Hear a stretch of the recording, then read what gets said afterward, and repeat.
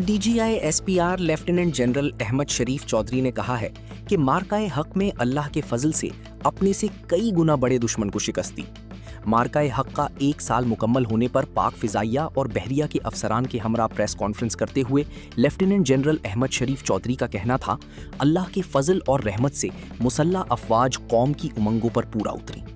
DJI SPR ने कहा कि अपने से 5 गुना बड़े दुश्मन को मल्टी डोमेन वॉर में शिकस्त दी।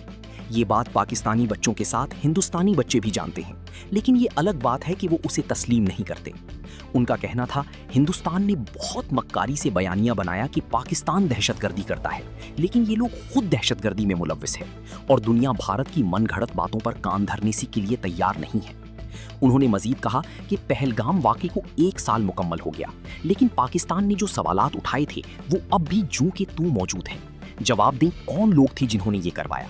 भारत बताए किस दहशतगर्द कैंप को निशाना बनाया? तर्जुमान पाक फौज का कहना था, कश्मीर भारत का हिस्सा नहीं है, बल्कि ये एक बैनुल अक़वामी तस्लीम शुदा तनाज़ा है। भारत अपने लोगों पर दहशतगर्दी कराया है और इल्ज़ाम दूसरों पर आयद कर देता है।